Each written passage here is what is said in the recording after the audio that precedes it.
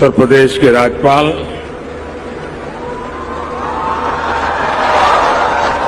श्रीमती आनंदीबेन पटेल, उत्तर प्रदेश के मुख्यमंत्री योगी आदित्यनाथ जी, उप मुख्यमंत्री केशव प्रसाद मौर्य जी, ब्रजेश पाठक जी,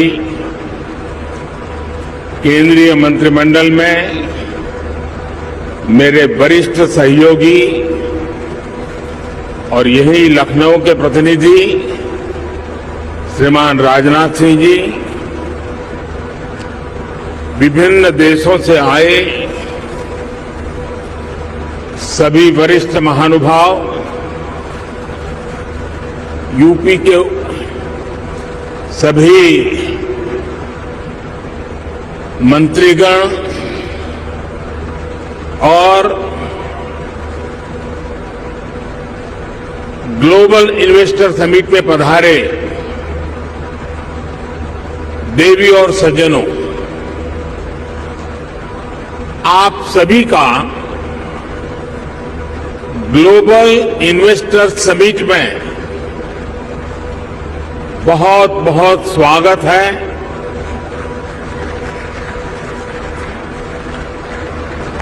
आप सोच रहे होंगे कि मैं मुख्य अतिथि होने पर भी ये स्वागत की जिम्मेदारी क्यों उठा रहा हूं। ये इसलिए क्योंकि मेरी एक और भूमिका भी है। आप सबने मुझे भारत के प्रधानमंत्री के साथ साथ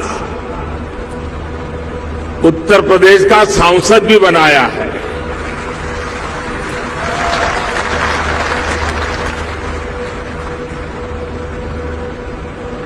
उत्तर प्रदेश के प्रति मेरा एक विशेष स्नेह है और यूपी के लोगों के प्रति मेरी एक विशेष जिम्मेदारी भी है। मैं आज उस दायित्व को भी निभाने के लिए आज इस समिट का हिस्सा बना हूं और इसलिए मैं देश विदेश से यूपी आने वाले आप सभी इन्वेस्टर्स का अभिनंदन करता हूं, स्वागत करता हूं। साथियों, उत्तर प्रदेश की धरती अपने सांस्कृतिक वैभव, गौरवशाली इतिहास और समृद्ध विरासत के लिए जानी जाती है। इतना सामर्थ्य होने के बावजूद यूपी के साथ कुछ बातें जुड़ गई थी। लोग कहते थे यूपी का विकास होना मुश्किल है। लोग कहते थे यहां कानून व्यवस्था सुधरना नामुमकिन है। यूपी बीमारू राज्य कहलाता था। यहां आए दिन हजारों करोड़ के घोटाले होते थे। हर कोई यूपी से अपनी उम्मीदें छोड़ चुका था, लेकिन सिर्फ 5-6 साल के भीतर यूपी ने अपनी एक नई पहचान स्थापित कर ली है और डंके की चोट पर कर दी है। अब यूपी को सुशासन से, गुड गवर्नेंस से पहचाना जा रहा है। अब यूपी की पहचान बेहतर कानून व्यवस्था, शांति और स्थिरता के लिए है। अब यहां वेल्थ क्रिएटर्स के लिए नित्य नए अवसर बन रहे हैं। बीते कुछ वर्षों में आधुनिक इंफ्रास्ट्रक्चर, उत्तर प्रदेश के इस इंफ्रास्ट्रक्चर की जो पहल है उसके परिणाम नजर आ रहे हैं। बिजली से लेकर कनेक्टिविटी तक हर क्षेत्र में सुधार आया है। बहुत जल्द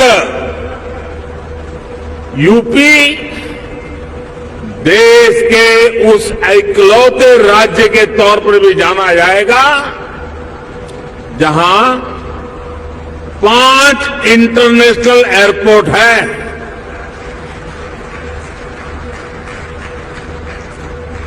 डेडिकेटेड फ्रेट कॉरिडोर से यूपी सीधे समुद्र से जुड़ रहा है, गुजरात और महाराष्ट्र के पोर्ट से कनेक्ट होता जा रहा है। इंफ्रास्ट्रक्चर के साथ साथ यूपी में सरकारी सोच और अप्रोच में ईज ऑफ डूइंग बिजनेस के लिए सार्थक बदलाव आया है। साथियों, आज यूपी एक आशा, एक उम्मीद बन चुका है। भारत अगर आज दुनिया के लिए ब्राइट स्पॉट है तो यूपी भारत के ग्रोथ को ड्राइव करने वाला एक अहम नेतृत्व दे रहा है। साथियों, आप सभी इंडस्ट्री के दिग्गज यहां हैं। आप में से अधिकतर तो एक लंबा अनुभव भी है। दुनिया की वर्तमान स्थिति भी आप सभी से छुपी नहीं है। आप भारत की इकोनॉमी के आज के सामर्थ्य और यहां के मैक्रो और माइक्रो इकोनॉमिक फंडामेंटल्स को भी बहुत बारीकी से देख रहे हैं। आखिर पैंडेमिक और वॉर के शॉक के बाहर निकलकर भारत फास्टेस्ट ग्रोइंग इकोनॉमी कैसे बना है। आज दुनिया की हर क्रेडिबल वॉइस ये मानती है कि भारत की अर्थव्यवस्था ऐसे ही तेजी से आगे बढ़ती रहेगी। आखिर ऐसा क्या हुआ कि वैश्विक संकट के इस दौर में भारत ने न सिर्फ रेजिलियंस दिखाया बल्कि रिकवरी भी उतनी ही तेजी से की। साथियों, इसके पीछे सबसे बड़ा कारण है भारतीयों का खुद पर बढ़ता भरोसा, खुद पर आत्मविश्वास। आज भारत के यूथ की सोच में, भारत के समाज की सोच और एस्पिरेशंस में एक बड़ा बदलाव देखने को मिल रहा है। आज भारत का हर नागरिक ज्यादा से ज्यादा विकास होते देखना चाहता है। वो अब भारत को जल्द से जल्द विकसित होते देखना चाहता है। भारत के समाज की एस्पिरेशंस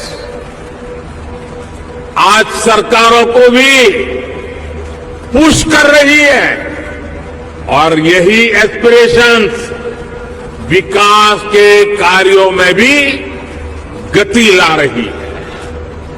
और साथियों, मत भूलिए कि आज आप जिस राज्य में बैठे हैं उसकी आबादी करीब करीब 25 करोड़ है। दुनिया के बड़े बड़े देशों से भी ज्यादा सामर्थ्य अकेले उत्तर प्रदेश में है। पूरे भारत की तरह ही आज यूपी में एक बहुत बड़ी एस्पिरेशनल सोसाइटी आपका इंतजार कर रही है। साथियों, आज भारत में सोशल, फिजिकल और डिजिटल इंफ्रास्ट्रक्चर पर जो काम हुआ लाभ यूपी को भी मिला है। इस कारण आज यहां समाज सोशली एंड फाइनेंशियली बहुत अधिक इंक्लूसिव हो चुका है, कनेक्टेड हो चुका है। एक मार्केट के रूप में भारत अब सीमलेस हो रहा है। सरकारी प्रक्रियाएं भी सरल हो रही है। मैं अक्सर कहता हूं कि आज भारत आउट ऑफ कंपल्सन नहीं बल्कि आउट ऑफ कन्विक्शन रिफॉर्म करता है। यही कारण है कि भारत 40,000 से अधिक कंप्लायंसेस को खत्म कर चुका है। दर्जनों पुराने कानूनों को खत्म कर चुका है। साथियों, आज भारत सही मायने में स्पीड और स्केल के रास्ते पर चल पड़ा है। एक बहुत बड़े वर्ग की बेसिक जरूरतों को हमने पूरा कर लिया है। इसलिए वो एक लेवल ऊपर की सोचने लगा है, आगे की सोचने लगा है। यही भारत पर भरोसे का सबसे बड़ा कारण है। साथियों, कुछ दिन पहले भारत सरकार का जो बजट आया है उसमें भी आपको यही कमिटमेंट साफ साफ दिखेगा। इंफ्रास्ट्रक्चर पर रिकॉर्ड खर्च आज सरकार कर रही है और हर वर्ष इसको हम बढ़ा रहे हैं। इसलिए आज आपके लिए इंफ्रास्ट्रक्चर में इन्वेस्टमेंट के नए मौके बन रहे हैं। आज आपके लिए हेल्थ, एजुकेशन, सोशल इंफ्रास्ट्रक्चर में इन्वेस्टमेंट के भी अनेक अवसर हैं। ग्रीन ग्रोथ के जिस रास्ते पर भारत चल पड़ा है उसमें तो मैं आपको विशेष रूप से आमंत्रित करता हूं। इस वर्ष के बजट में 35,000 करोड़ रुपए तो हमने सिर्फ एनर्जी ट्रांजिशन के लिए रखे हैं। ये दिखाता है कि हमारा इरादा क्या है। मिशन ग्रीन हाइड्रोजन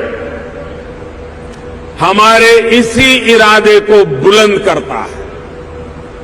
इस बजट में इससे जुड़ा पूरा इकोसिस्टम विकसित करने के लिए अनेक कदम उठाए गए हैं।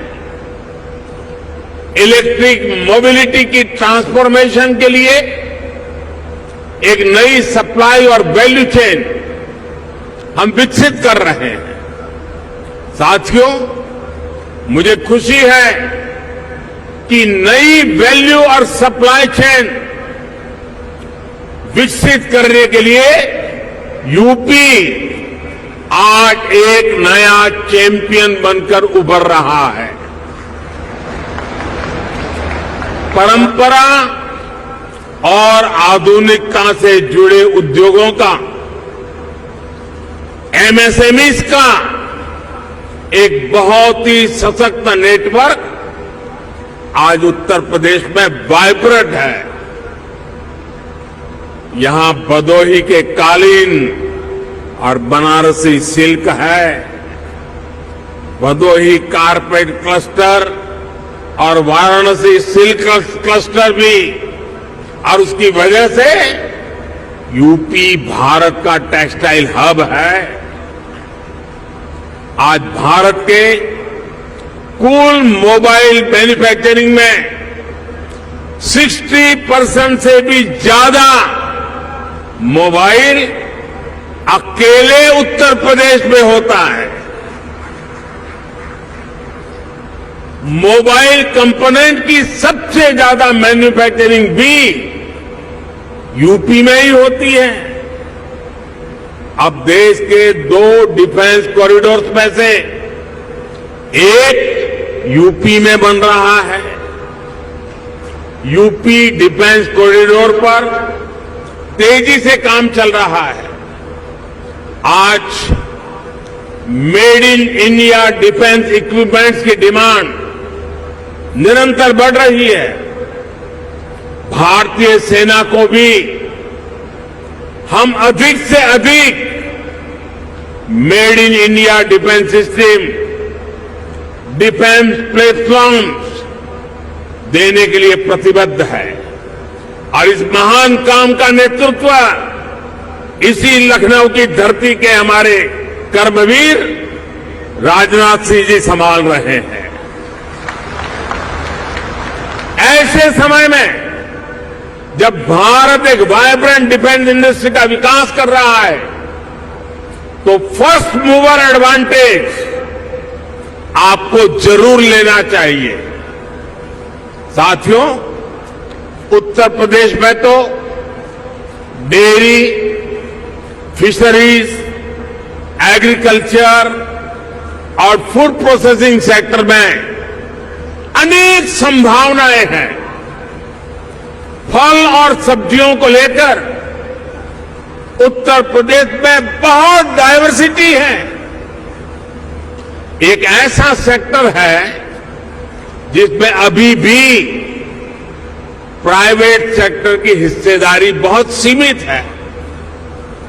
आपको जानकारी होगी कि फूड प्रोसेसिंग के लिए production link incentive PLI scheme लेकर हम आए हैं। इसका लाभ आपको जरूर उठाना चाहिए।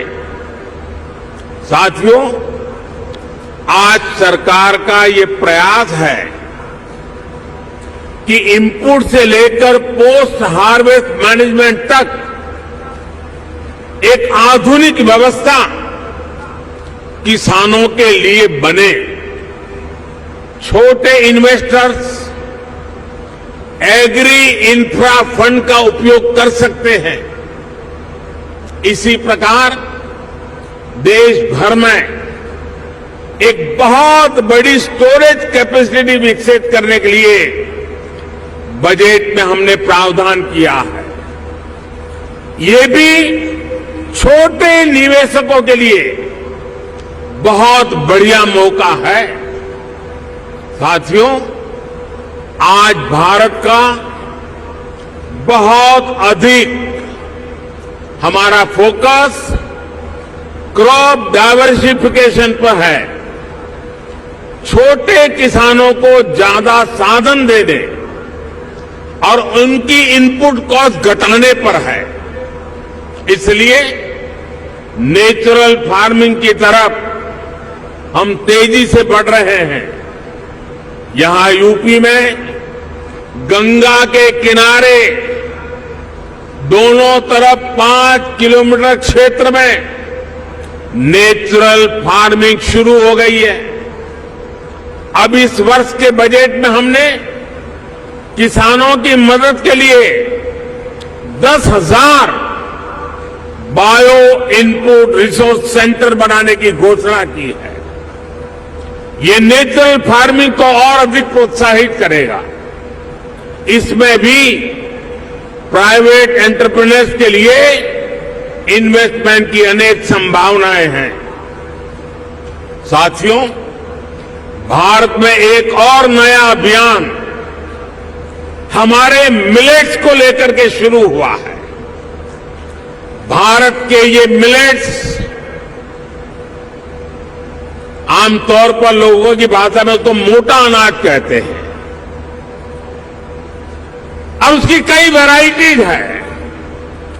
विश्व बाजार में उसकी एक पहचान बने, इसके लिए आपने बजट में सुना होगा, हमने इस मिलेट्स को, मोटे अनाज को एक नया नाम दिया है, श्री अन्न। ये श्री अन्न जिसमें न्यूट्रिशन वैल्यू बहुत अधिक है, ये सुपर फूड है। जैसा श्रीफल का माध्यम है, महात्मय है, वैसा ही श्री अन्न का भी महात्मय बनने वाला है। हमारे ये प्रयास है कि भारत का श्री अन्न ग्लोबल न्यूट्रिशन सिक्योरिटी को एड्रेस करे। दुनिया इस वर्ष को इंटरनेशनल ईयर ऑफ मिलेट के रूप में भी मना रही है।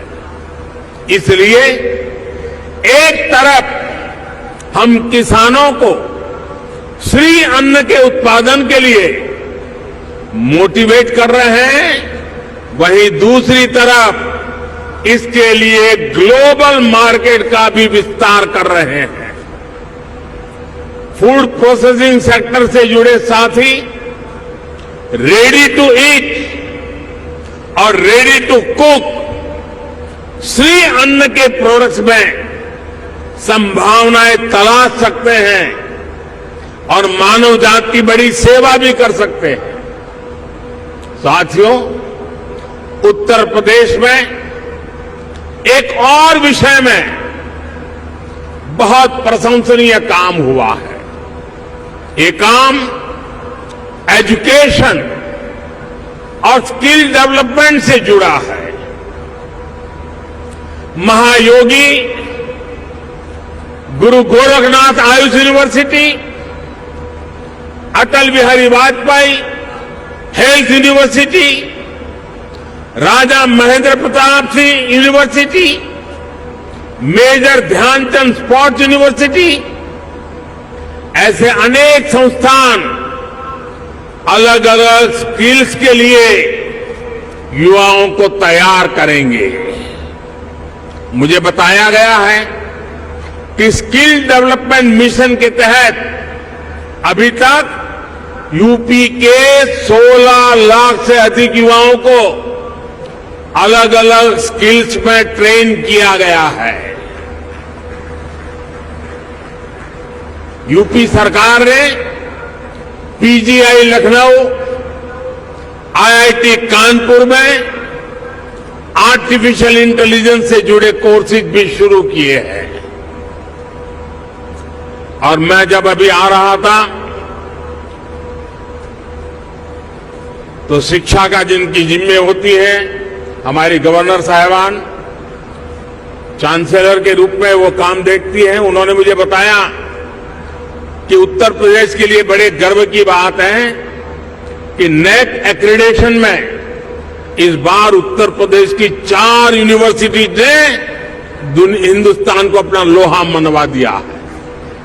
मैं शिक्षा जगत से जुड़े लोगों को और चांसलर मैडम को हृदय से अभिनंदन करता हूं। देश के स्टार्टअप रिवॉल्यूशन में भी यूपी की भूमिका लगातार बढ़ रही है।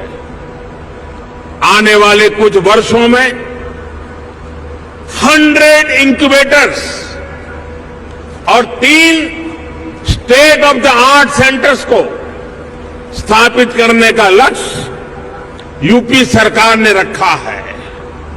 यानी यहां आने वाले इन्वेस्टर्स को टैलेंटेड और स्किल युवाओं का एक बहुत बड़ा पूल भी मिलने जा रहा है। साथियों, एक तरफ डबल इंजन सरकार का इरादा और दूसरी तरफ संभावनाओं से भरा उत्तर प्रदेश, इससे बेहतर पार्टनरशिप हो ही नहीं सकती। ये जो समय है इसको हमें गंवाना नहीं चाहिए। भारत की समृद्धि में दुनिया की समृद्धि निहित है। भारत के उज्जवल भविष्य में दुनिया के उज्जवल भविष्य की गारंटी पड़ी है। समृद्धि की इस यात्रा में आप सबकी भागीदारी बहुत ही महत्वपूर्ण है। ये निवेश सबके लिए शुभ हो, मंगल हो, इसी कामना के साथ इन्वेस्टमेंट के लिए आगे आए हुए देश और दुनिया के सभी इन्वेस्टर्स को मैं अनेक अनेक शुभकामनाएं देता हूं और उत्तर प्रदेश के एमपी के नाते मैं आपको भरोसा देता हूं कि उत्तर प्रदेश की आज की सरकार, उत्तर प्रदेश की आज की ब्यूरोक्रेसी प्रगति के राह पर दृढ़ संकल्प होकर के चल पड़ी है। वो आपके सपनों को साकार करने के लिए, आपके संकल्पों को सिद्ध करने के लिए पूरे सामर्थ्य के साथ अग्रदूत बन करके आपके साथ खड़ी है। इसी विश्वास के साथ मैं फिर एक बार देश और दुनिया के इन्वेस्टर्स को हमारे उत्तर प्रदेश की धरती पर निमंत्रण करता हूं, स्वागत करता हूं। बहुत बहुत धन्यवाद।